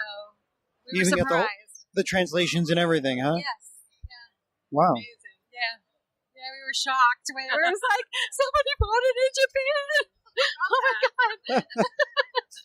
Well, you're in good company. I mean, most authors, I think, these days are going that route because the days of going through Writer's Handbook and figuring out what publisher to send your work to is kind of over because of, the day, back in the day, you'd go through months, even years of rejection first. Right. Or you could just publish it, build up a following. Right. And we've discovered that you really need to submit to like a literary agent, and then you sit in a slush pile, and they may look at it or they may not look at it. A lot of the traditional houses don't want you to just submit. They have like some windows of, open submission that you can just submit to them. But most of the time, they don't want to bother unless you go through a literary agent. And we just didn't want to do that. So we did it ourselves. So here we are. And you're planning on more, right? We're planning on more. So obviously it wasn't that bad an experience. It's fun. It's Mm. fun. We had a ball. We're having a ball. Even here. Yeah. We're newbies. Have you been to Comic-Cons before? No. Not So- even as a visitor. I've never. This is our first at selling. First at selling, first ever at a Comic-Con. Yeah. Never been. Awesome. Oh wow! So like this is all new for you, and yet you still knew to have your daughters dress up in the main character costume, huh? Well, it's funny how we've had a lot of contributions. My son does editing, and I said, "Would you do me a favor and read this? I really want to know if it sucks." And he read it because I'm his mother, and then he said, "Hey, it doesn't suck. It's pretty good." It's usually a good sign. But he said For the most part. you need to, get it out to other people who don't know you because, he's my son. And so we did. We sent it out, and we're surprised at the response to strangers and people we don't know. It's just great, that they're interested, especially nowadays. It is about, Lucifer. And we have guardian angels, and we have, battles between them. And Jesse. And we have Jesse, our angel there. And I did pick two characters that I know very well. And I know my son and my daughter, and they are characters. I call them the book Jesse and the book Travis. But And I know them well, too. So it was easy to write, having two we know basic characters to start. Best friends that are on the same wavelength, basically. Yeah. So it's easy to pick from what Jesse would say. Jesse would not say that, but I know what's in her head a lot. So that's good. That's pretty amazing, and it's a good story. Oh, so where do you go from here? You've got this book. Are you already working on the next one? We're working on the next one. It's called End of Dragons. And the third book is The Demon Within. And you planned out a trilogy at least. Yes, we did. We did, at least. I don't know if there'll be a fourth installment of Guardian Watch series, but who knows? It depends, Well, it worked for Star Wars, right? Right. We decided that we would just go into this, and if it wasn't fun, then we don't do it. If it's interfering with friendship, it's gone, Yeah. That's what we decided at the beginning. So Well, that's the point, though. that's the point. So what do you think of the conventions? I'm sorry? What do you think of the convention? To be honest, I really haven't gotten a chance to see much of it because I've been here. And last night we set up, and there really wasn't anybody here last night. No, So I haven't seen much of it. So I don't really have an opinion one way or the other. Well, you're in for a treat because they, this society, these people, they're all very inclusive with the artists and the authors. You're in really good company here. Yeah. Yeah, everybody seems very friendly, and that they're willing to talk to you, and they seem excited about characters, and that's kind of what our book is. I think we're in the right place. Oh yeah, no. So we have con stuff going on right next to us. Right. So the reason for the wands is because there is a wand in the book. It has a very small part, but it's there and it's significant. So there is a wand and bookmarks also. So there's a reason for that. It's in the book. What you're saying is buy the book and read it so you know. So you know. Okay. How would you know? I mean, there's even that feather right there. See the little line going down? Well, I thought that was just the daughter. No, that represents one of the characters. But you'd have to read the book to find out.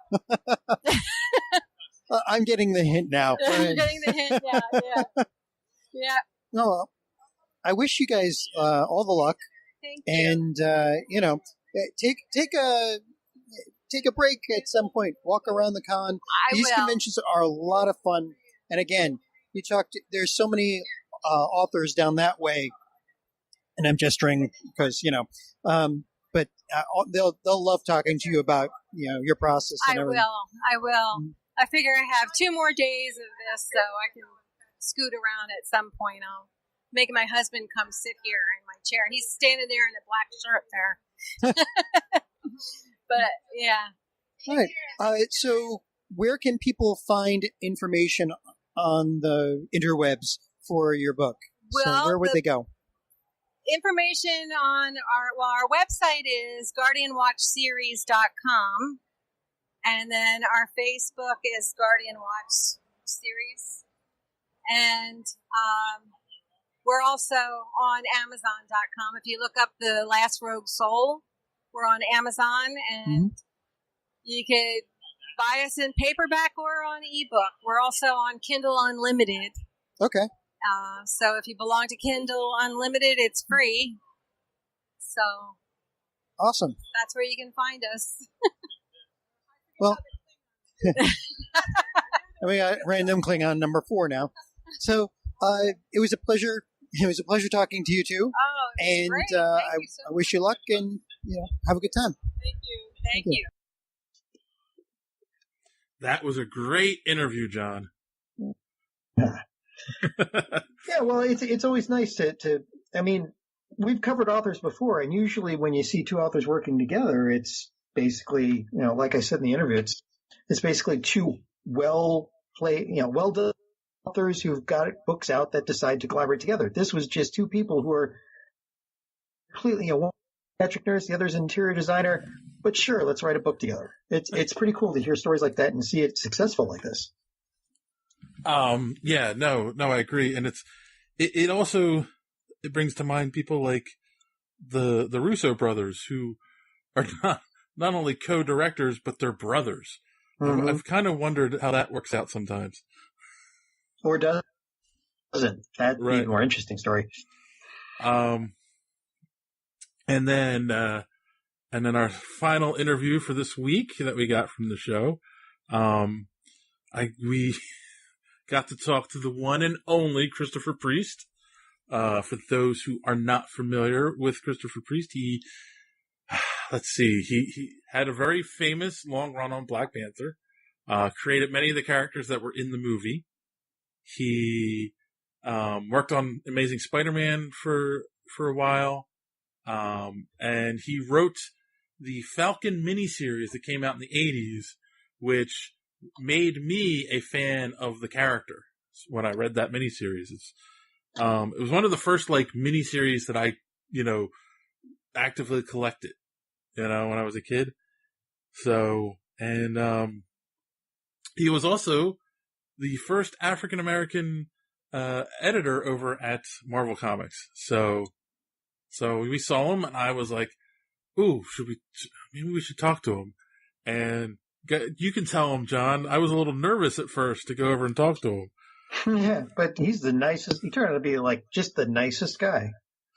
Yeah. But John grabbed me and pulled me over, and he's like, "This is my friend, and he likes your Falcon miniseries." Yeah. And scene. Go ahead. So we talked to him, and without further ado, here we go. Here's Christopher Priest. So we're here with the one and only Christopher Priest. And thank God for that.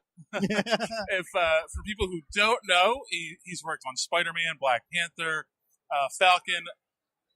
You were the first African American editor over at Marvel, correct? Yes, correct. So, and you've been in the business for a minute, as the kids say. Yep. So, a question I usually like to ask writers first off is writing something you always wanted to do. Absolutely.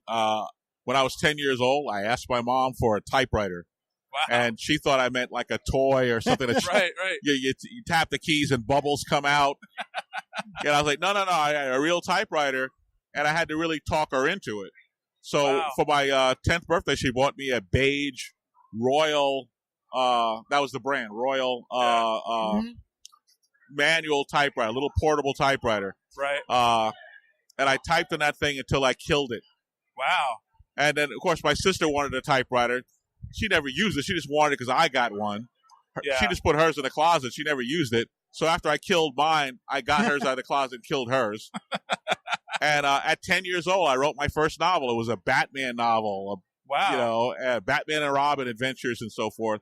It was 64 pages long and or something like that. I have no idea what happened to it. But I knew all along that I wanted to be a writer. Yeah, absolutely. Yeah. And work in comics too, or yeah, I think at some point I don't know if I wanted to write comics or if I wanted to be, I didn't have a word for it, but I wanted to be the person who hires the writers and the artists. Okay. So it wasn't until I was much older that I learned that was that position is called editor, that I wanted to be the sort of creative. And in fact, the title editor is kind of a misnomer because comic book editors, they're not really editors. Like a book editor, you bring your novel in and the editor helps to shape it into something. Right. A comic book editor performs more like a producer for a TV show. Right. Where they have a franchise. They have Wonder Woman. They're in charge of Wonder Woman. So they're responsible for maintaining that franchise, and they have certain set of standards and so forth. And then they put the creative team together, the artist and the writer and the colorist and the letterer. Right. So, calling editors it's always been wrong. They're not editors, they're producers. So that's basically what I wanted to do. Yeah. So you have a couple of Black Panther posters on your table here. Obviously you're responsible for creating quite a few of the characters in Black Panther. How did it feel to see them on the big screen? It was surreal. Yeah. And even to come to a convention and see people walking around dressed as characters that I created, while they have no idea whatsoever who I am or the fact that I created those characters, right, is a little surreal. But it was very gratifying, and I was so happy with the film. And I went to the premiere, and I'm sitting in the theater waiting for the movie to start, and all I'm doing is I'm praying to God, please don't suck. Please don't suck. Because I would be so embarrassed, Right. But by that time, it was Marvel, so you had a good chance it wasn't going to suck. That's true. That's true. But you never know. You know? Yeah. And I told Nate Moore, who was executive producer, when they were developing the film, I consulted on the film, and I said, well, look, if I could give you one piece of advice, don't blow it. Because this is not like, Iron Man or Banana Man or whatever, where you have this certain constituency. Some people like Ant-Man, some people like Spider-Man or whatever the story is.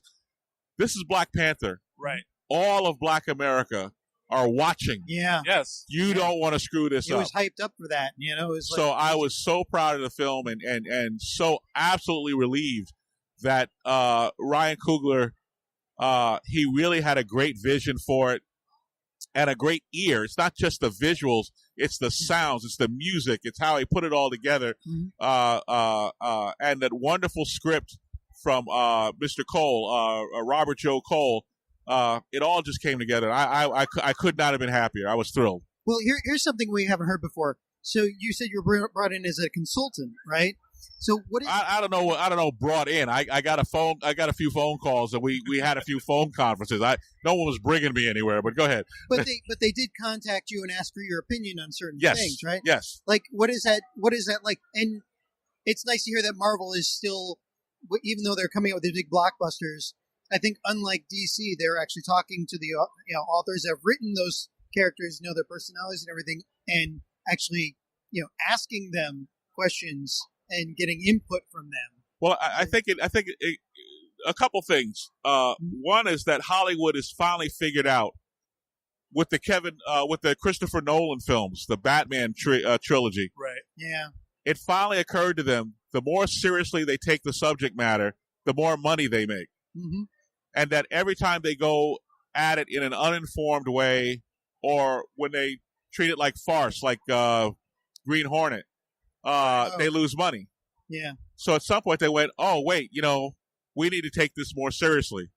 Okay, so like the Wonder Woman movie, it could have been very frivolous. It could have been the Linda Carter TV show, but they decided, look, let's take this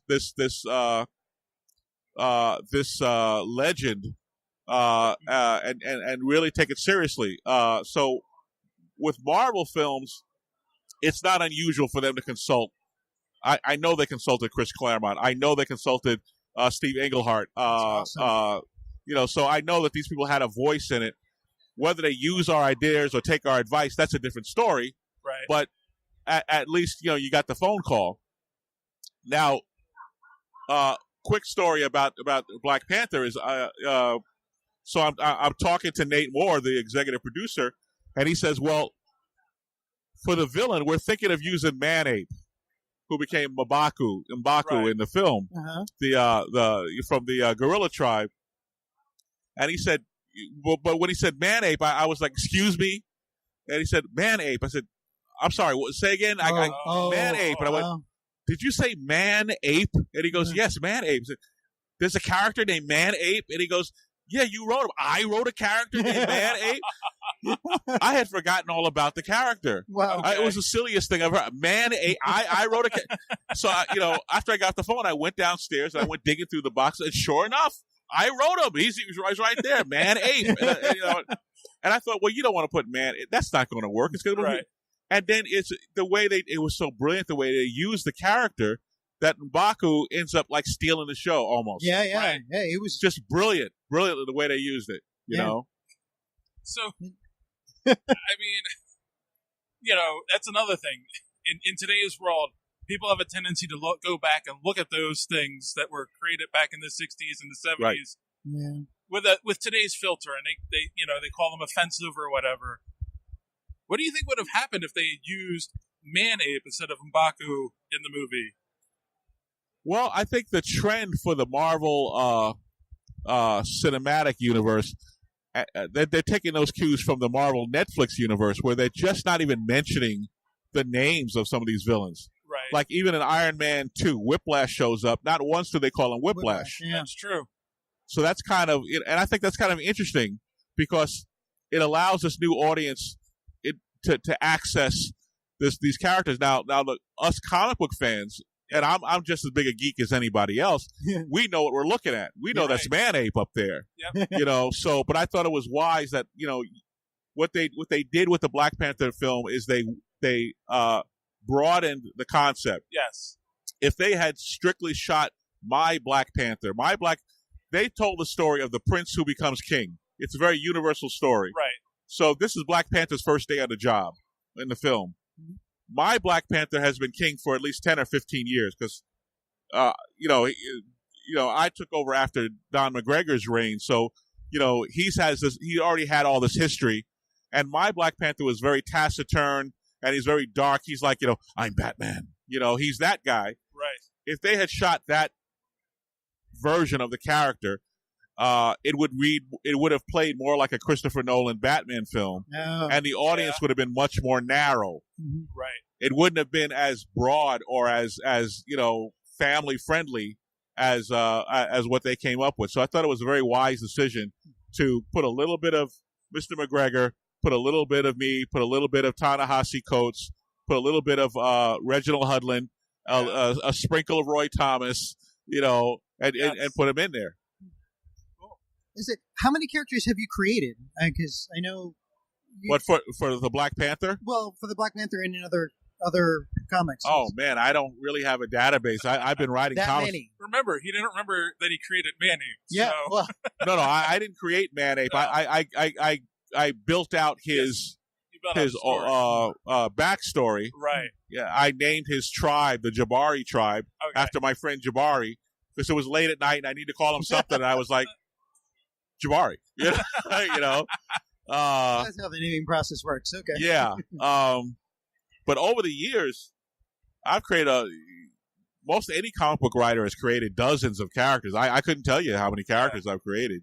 Much of them. So when we walked up, there was actually a young fan here, and he was saying he was a writer. So what kind of advice do you give young people who want to get into writing and maybe get into writing comic books? I try to discourage them. I try to tell them, like, find another occupation somewhere. Make a better choice, young people. It's tough because writing in general is taking a real beating because not a lot of people read anything. We're really, and each successive generation, they've got these little screens in their back pocket, and everything is video now. Now, if you want to get into writing something, write screenplays, write teleplays, write things like that. The comic book business is just it's gotten smaller and smaller over the years. Yeah. It's incredibly difficult to break in. If you're an artist, like I do some music on the side, and I try to encourage singers to learn how to play, if at all possible, learn how to play piano so they can accompany themselves. So you're not constantly at the mercy of trying to find someone to play for you. Right. If you can draw your own comics, you have a 10 times better odds of breaking in because it takes a lot less time for an editor to look at art samples. In order for an editor to evaluate your writing, they have to read your script, which means they have to find the time to do it. And what's happened in the business is that over the years, they've shrunk their budget so much that editors have to do less with more. I'm sorry. Let's try it again. Editors have to do more with less. Man. So whereas when I was coming along, I might edit 4 or 5 books. Now editors are editing 10 books, 11 books. Yeah. They have less resources. They have no time to read your script or to really focus on enough to bring you into the business. So it's really tough for writers. Artists, it's a little easier. Incredibly tough for writers to break in. Does that mean that there's less good stuff on the market if they're doing that much, these editors, and they don't have time to go through the time that they had before to go through something methodically and read these entire scripts and figure out directions and stuff, that if they have to do that much, is the quality going down because they're overworked now? Well, unfortunately, quality and what's good, these are all subjective terms. So, that's why there's such a variety of product out there, because there's a lot of people, there's one editor, I won't mention his name, very prominent editor, who really didn't like my work, and Joe Quesada had put me up for, this is years ago, this is like 10 years ago, Joe Quesada had put me up for a project, and the editor who was on the project, I did not have a relationship with the editor. So I called the editor up and I said, look, I don't want you to feel pressure, that Joe is advocating for me to take this project. Right. If you're not really feeling me, let's have that conversation. And I'll tell Joe, look, back off the guy, that kind of thing. Right. And it wasn't the easiest conversation to have, but he appreciated my honesty. I appreciated his honesty. And he wanted to go in a different direction and use someone else. And I just told Joe, well, look, don't make an issue of it, because the editor, he doesn't really like my work. But there's a lot of editors who do like my work. Right. So some do, some don't. Hopefully you find enough people who do like you to keep you employed. Well, what was the most fun that you've had writing? I'm kind of having it now on Vampirella, which really? Sounds like I'm hyping Vampirella, like I'm hyping this new book that's coming out in the summer. But I just, I was sitting here with the executive editor yesterday. I was trying to remember why we talked about you recently on the podcast, and it was because they announced that you were working with Vampirella. So Joe Reibold, the executive editor of Dynamite, was sitting here yesterday. And I kept telling him, I said, I'm just really paranoid because I'm having so much fun. I figure any day now I'm going to get the phone call. Okay, knock it off because you've gone too far now. Because when we launched Black Panther, the Black Panther purists, the legion of Don McGregor fans, right, really didn't like what we were doing. Because, we threw this humor into the book and we gave them all these gadgets and we made them darker and, ooh, I'm Batman, and they didn't like that. Right. I think people who like my work, who follow me over to Dynamite, I think that they will be able to process my Vampirella easier than the hardcore legion of Vampirella fans who've been reading her for 30 years, because we're doing to Vampirella in some respects, things that are similar to what we did with Black Panther. We're throwing some humor into it. We're changing the angles around a little bit. So it's a very different take on Vampirella that some people are not going to like. So I figured sooner or later they're gonna call me up and go, okay, you're killing us here. Go back to the regular. Let's get back to the basics with her. So we'll see what happens. I was going to say she's been around for a long time. So me too. I walked into that one. So how did you get involved in that? That's kind of a different genre. I was at New York Comic Con, and the publisher, Nick Barucci, had been trying to email me and trying to call me for a while, and I wasn't trying to ignore Nick. I'm just busy, right. I'm traveling, so I'm at the New York Comic Con, and I feel this hand on my shoulder, and I turn around, and and it's Count Dracula, and Nick kind of looks like a vampire, and I flipped around. I went, "Oh, it's Nick!" And I went, "Oh my God, he's cornered me," and I didn't know what he wanted. And he said Vampirella, and I just kind of stopped in my tracks, and I went, "Huh." Because the question is always like when DC called me up and offered me Deathstroke. Yeah. Mm-hmm. My first question is, what could I say with this character that is unique or different or hasn't been explored yet? Right. So when he said Vampirella, I considered it kind of, I'm an ordained minister. Why am I writing this half-naked vampire, running around? Yeah. So so I feel like, that's the question. Can, a person of faith, a conservative person of faith, write this half-naked vampire and say something positive with her that, is not in direct conflict with the things that he believes? So there's a reason why Nick approached me. I don't really know what it is. You have to ask Nick. But so far, having a blast. Cool. So it's actually a good story to lead into our question we normally like to wrap up on, which is, how do you measure success? Wow. Wow. I don't have that one loaded up in my hip pocket. I was going to say rent money. Success is rent, but, Larry Hama, who's down there somewhere, Larry was my mentor for a long time. Yeah. He's the one, I worked, we shared a phone booth at Marvel for about 5 or 6 years. Right. And he taught me most everything I know. And, there was one time where we really sacrificed to get a book out on deadline. And once we got the book out, we turned it over to Jim Shooter, who was the editor-in-chief. Jim takes the book and goes down the hall. And I turned to Larry and said, "What? No, thank you." And Larry says, "Did you get the check?" And I went, "Yeah." I said, "Did the check clear?" And he goes, "Yeah, that's your thank you." Yeah. Yes. So I learned a lot of lessons about being a professional. I've never been a big seller. And I had this conversation with Dan DiDio, the publisher of DC Comics, a couple of months ago, where I said, what I bring to DC is the best work that I'm capable of doing. I always give my best. Right. And I bring some mainstream attention. Deathstroke's gotten a lot of mainstream attention from, newspapers, magazines. It's been written up, in a lot of instances there. Nominated for Eisner. What I don't bring is I don't bring big numbers. Black Panther didn't start. Our run on Black Panther really didn't start to take off until I had been off the book for almost a decade, and it became hot after, like Star Trek. They found it in reprints. Yes, and now retailers have a hard time keeping those volumes in stock. Right. So I figured Deathstroke will be really popular in about like the year 2030. It'll be the hottest book on this. Yeah. It takes a while to find out. I've never been somebody that sold big numbers.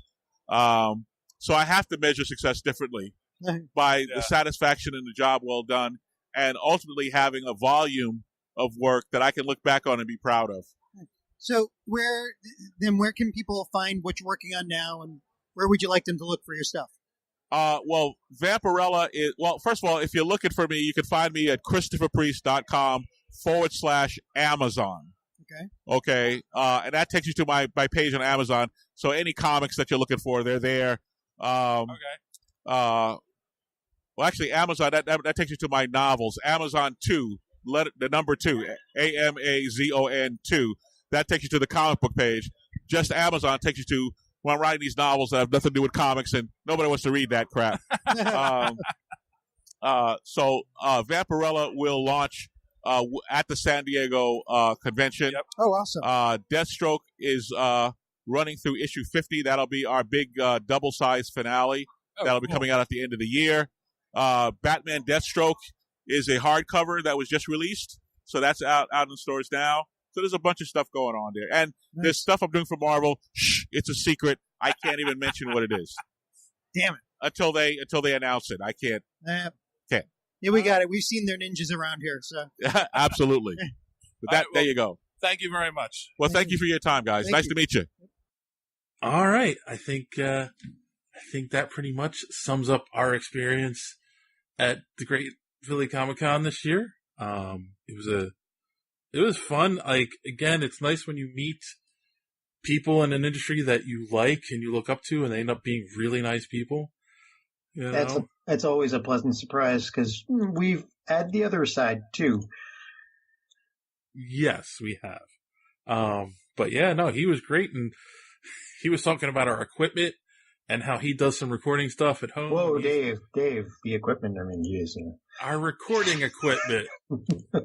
And how he does recordings on the side too, and he's got stuff. He has like a new board that's all digital. And he's like, I haven't figured out how to use it yet. So yeah, it was cool. All right. So, you guys have anything else you'd like to add before we sign off? Dave, I love your Star Wars theory. I wish to subscribe to your newsletter. How would I do that? Oh. I'm glad you asked. Well, if you would like to get more superhero speak, don't forget to check out our website at superheroespeak.com, where you not only will get the podcast every week, but you'll get news articles, you'll get reviews, and occasionally rants by yours truly. In fact, there is going to be a rant before this episode's put out. So tomorrow I'm going to write it. I started writing it today on something. I'm not going to say what, but yeah, and I throw my crazy theories out there, like my endgame theory that I threw out there last year, and I want to see if it comes true. That the scene in the trailer where we see the Hulk running with everyone else is actually going to be a scene in Endgame. It wasn't a fake scene for the trailer. So. Okay. And of course, you can follow us on Twitter at Superhero Speak. You can follow us on Facebook at facebook.com/Superhero Speak, and on Instagram at Superhero Speak, where we have some photos from the con up this week. Yep. Almost all of them are up. Oh, yes, and then there are a bunch. There's even more on our Facebook page from John. And John, do you have anything you'd like to add before we sign off? Star Wars. Okay, no. Anything I say is going to get me in trouble. And if I don't want JD to go get a plane ticket, take a flight over, and hammer drop me, I think I'll just stay silent now. You can have your own opinions. I'm just going to tell you that they're incorrect. That's why I'm on the show. Yeah, this is true. That and old references. Yeah, older than you guys. I'm pulling my weight this week. All right. Well, on that note, boys and girls, I think that's a good place to put a pin in it for this week. So, as always, thanks for listening, and don't let your kid get caught in the door. Have a good week.